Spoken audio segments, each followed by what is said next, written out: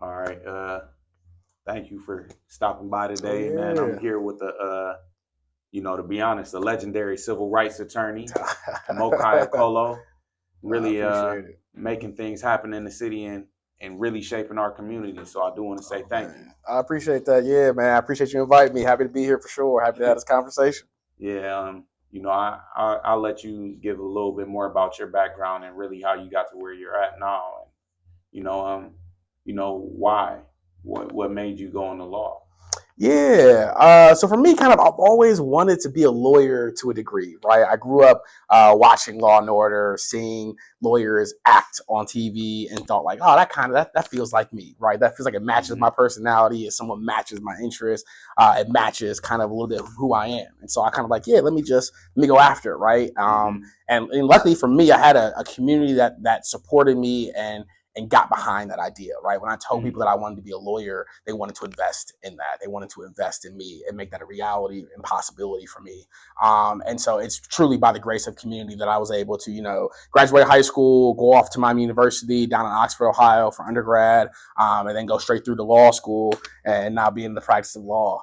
I love being a lawyer. It's fun. It has its highs and its lows. I've had a heck of a journey so far. I started in corporate America being a lawyer.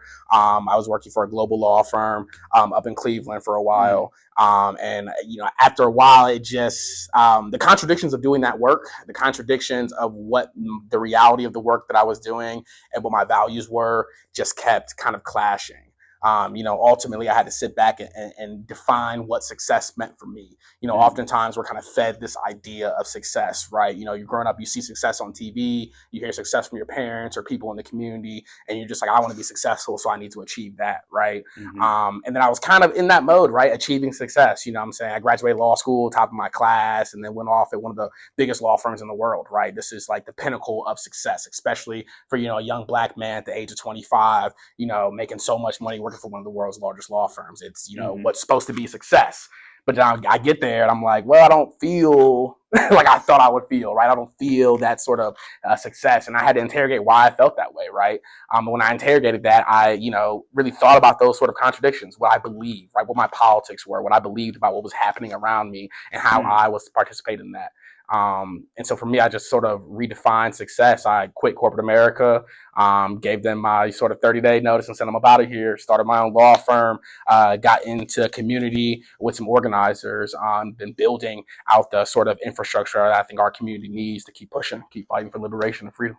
Yeah. So like when you say like the contradictions, you know, what do you feel like you've gained in making that decision to go down uh, the path that's less traveled? Yeah, I feel like I've gained a little bit of a personal sense of freedom, right? Real freedom that we don't quite talk about too much. Real freedom, what it means to be able to wake up and decide what you do on a day to day basis, to be able to go out and fight for what you believe in, but then also be able to survive, be able to, make enough money to be able to pay the bills, to be able to go home and be at peace for what you have and to, afford this cost of living. Hmm. Unfortunately, it costs to live in this country, which is a Yeah. whole other, problem in and of itself, but that's something we have to be able to achieve, right? And Hmm. unless somebody's just giving it to you via a job, right? You exchanging your labor for this dollar value, you have to struggle a different way, right? With freedom comes a hell of a lot of struggle, right? But Hmm. I certainly believe that if you dare to struggle, you dare to win. And without struggle, there is no progress. And so that sense of freedom is truly what I believe that I've gained from just leaving corporate America, starting my own shop, and getting down with some organizers. So like when you say with great freedom comes great struggle, what do you mean by that? Like if somebody wanted to go down that path in a similar way, Mm-hmm. what type of obstacles should they expect? I think the obstacles that come along with entrepreneurship really just depend on the industry. It depends on what you're doing, how you're trying to go out and make your money. I think, regardless, being an entrepreneur, saying that I want to use whatever talents that I have, whatever skill sets that I have to be able to make myself some money and to be able to survive off of that for the betterment of myself and for community, it takes a lot, right? It takes a lot of economic sacrifice. It takes a lot of sacrifice of your time, of your energy. It takes sacrifices of relationships. It sacrifices potentially some investments that you might have made or what you thought you might be wanting to do. It requires a real um, it requires a deep commitment to achieve your goals, but knowing Mm. that, on that trajectory, on that journey, there's going to be hurdles, right? There's always going to be hurdles, and your ability to overcome that, defines your ability to, I guess, reach success.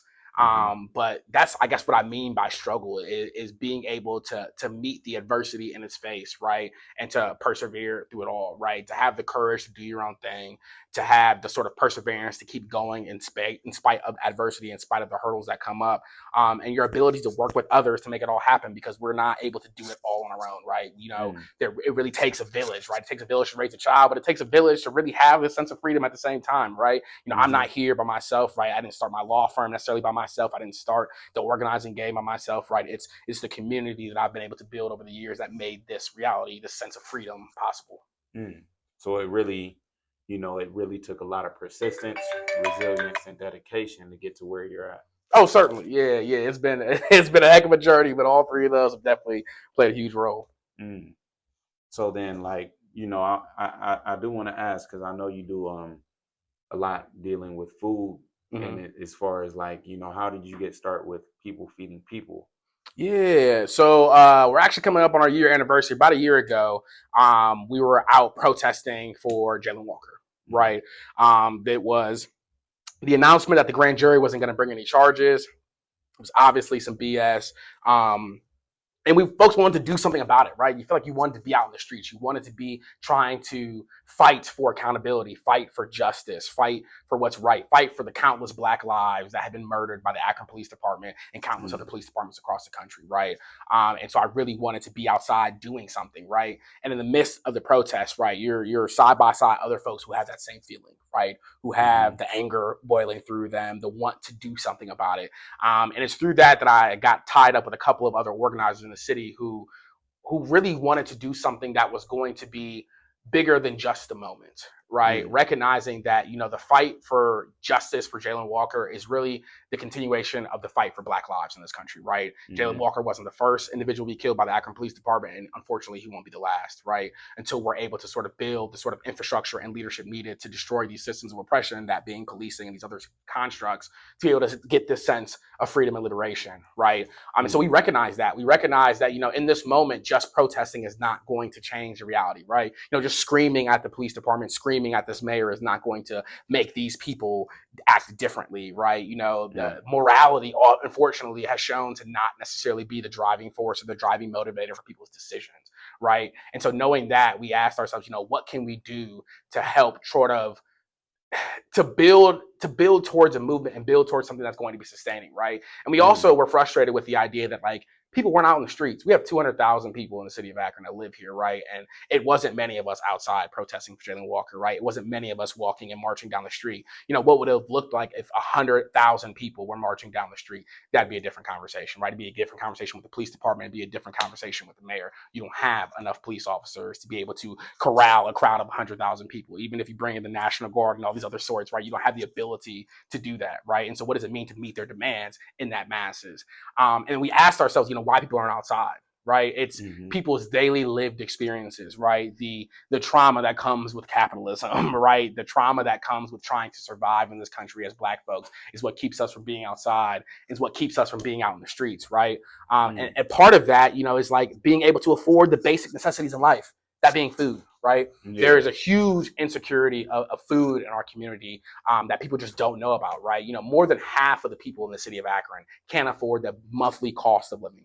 More than half, right? More than half. More than half. And so Mm. part of that cost, right, is food, right? The ability to access fresh foods, right? There's a significant amount of food apartheid going on. When I mean food apartheid, there's an intentional redlining of healthy, fresh, affordable foods out of our communities, right? Out Mm-hmm. of Black communities. You look at where all the actual grocery stores are in the communities, they're in the more affluent areas. They're towards the northwest side of Akron. They're towards Ellet. They're closer to a downtown district, right? But when you go into the Mm-hmm. Black communities, the impoverished communities, you You don't don't see see grocery anything. stores. You see a Dollar General with a freaking freezer, Mm. right? And like, what does that actually do for us, right? You see such an inaccessibility of fresh and healthy foods. And so we teamed together and said we wanted to do something about that. We want to be able to use the resources that we have in our community, partner with the food bank to be giving out food to people. And you don't have to come to us. No, we can come to you. We can meet you at your front door, right? Meet you where you're at and Mm. provide that need for our community, right? We're trying to redefine what it means to feed our people. redefine what it means to have access to healthy, nutritious food that enables you to actually live a well-rounded life, that enables you to actually hold folks accountable, that enables you to be able to develop the power within yourself to achieve the goals that you want to in your life, to be able to fight for the freedom and liberation of our people. So I'm just trying to make sure that I'm, getting a general understanding of what you're saying. What you're saying is that, first off, if you put it on a map and look at where the grocery stores are located, it would almost be like looking at a redlining map. 100%. And it's not even just for grocery stores. You think about grocery stores, you think about banks, right? You think about, the access to financial institutions, capital that will allow people to buy mortgages, to get investments into their businesses, right? And so you start thinking about those things, even like restaurants, right? Why is it that all the fast food is concentrated on Copley Road?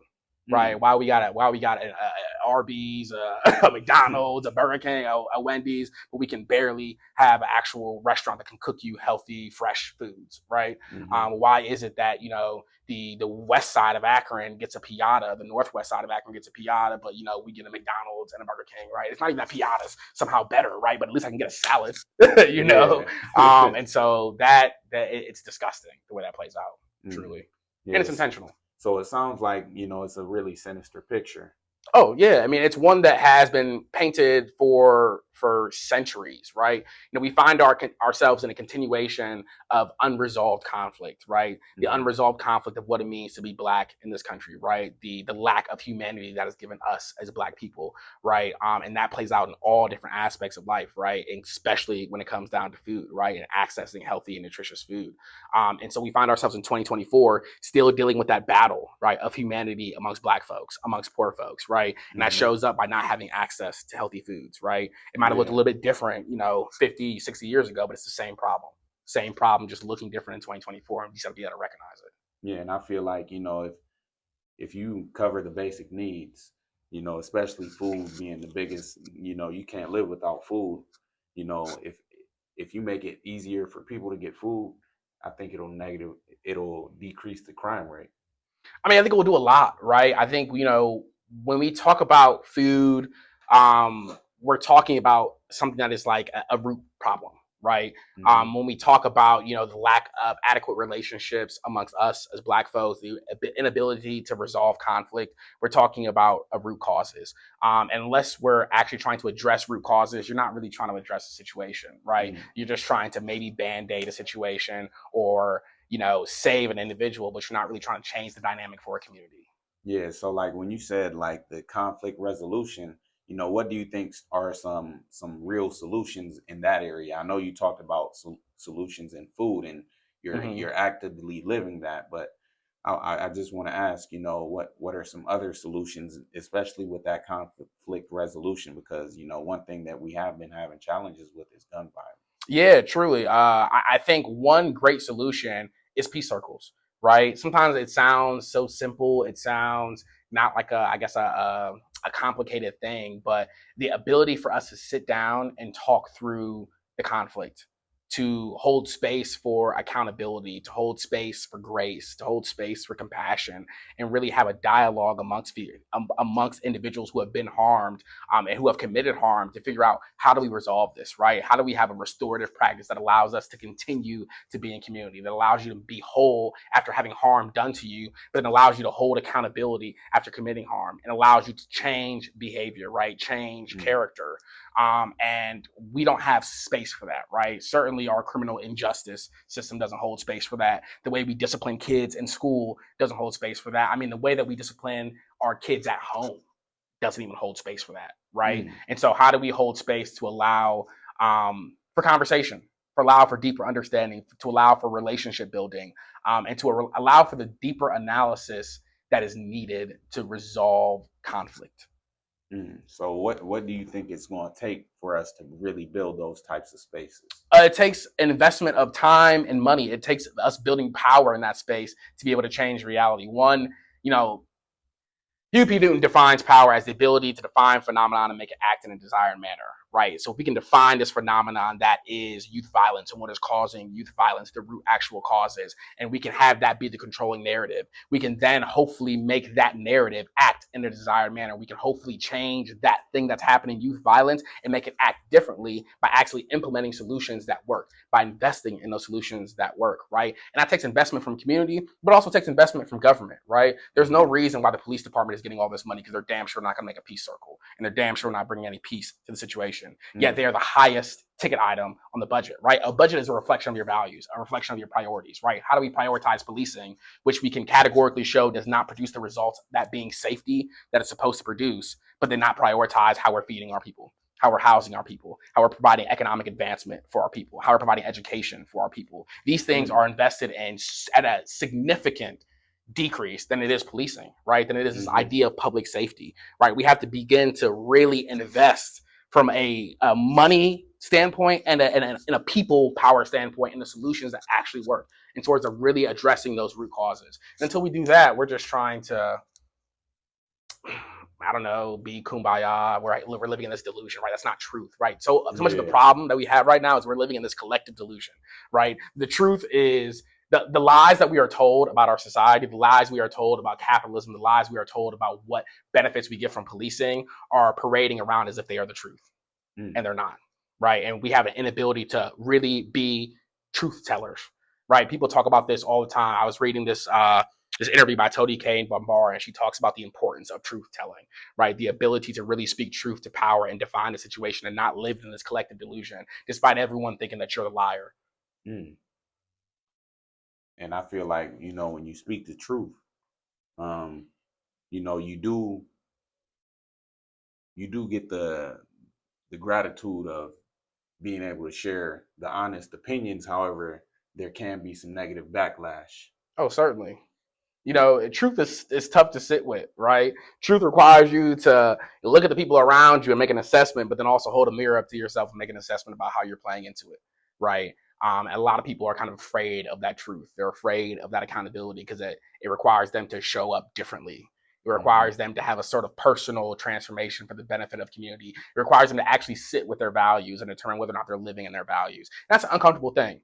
It's very uncomfortable when you're sitting in your values and you're not, when you can say I have values and then recognize you're not sitting in your values. I've been there, right? That was me in corporate America. It's a very uncomfortable feeling. You have physical complications from it, right? If you actually are true to yourself about that, right? And so what are you willing to do to change that reality, right? Are you willing to just be comfortable, go along to get along, continue to live in this collective delusion, continue to be a part of this matrix? Or are you willing to actually do something different? Are you willing to dare to struggle, dare to win, dare to achieve this sense of freedom that your ancestors have been fighting for, right?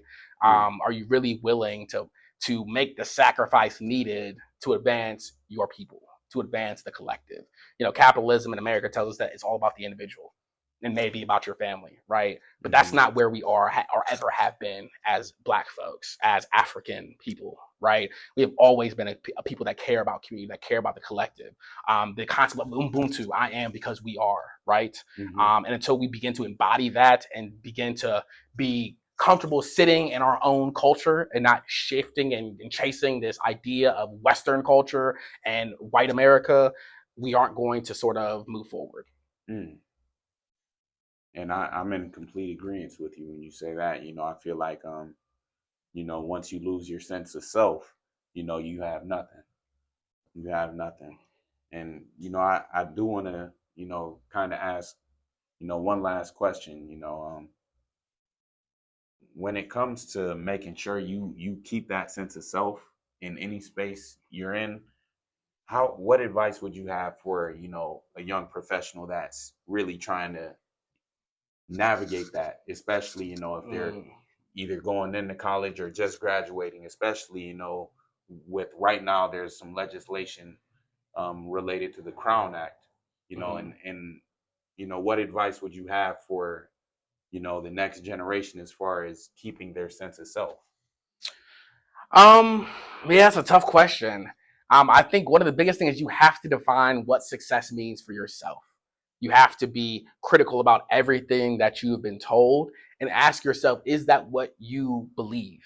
Do you think that is true? Does that sit right with you on a mental level, but also on a physical level, right? Does that feel right in your gut, in your soul, right? We have physical reactions to things just as much as we have, mental reactions to things, right? And does that sit with you holistically as a person, right? We have to begin to interrogate what we have been told, break down this sort of delusion, break down the indoctrination we've all had, right?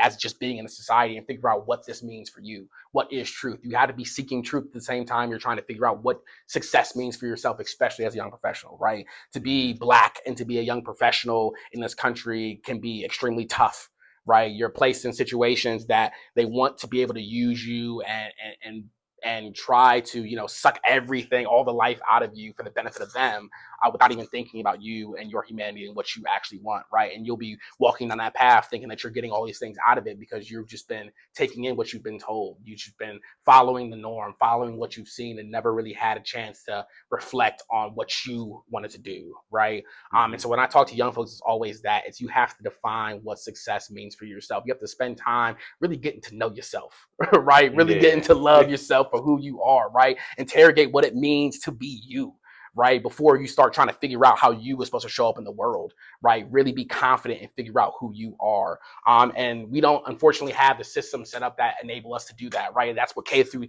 12 education is supposed to do, but it doesn't do that for you, right? You got to figure out a way for you to achieve that despite all of the chaos and nonsense around you, despite your circumstances, right? Because you are worth it, right? You are worth investing in yourself, investing in discovering who you are and what you want to be and what it looks like to be in community with other people for you. And so, I think a lot of us don't necessarily focus on that self-interest piece. That thing becomes important, right? Because you really can't think about the future, think about all these things, think about everything that's going on outside of you if you don't know what's going on inside, if you don't know who you are and how you want to show up. And so I think that's always huge for young professionals. You got to be seeking truth and seeking your own definition of what it means to be successful.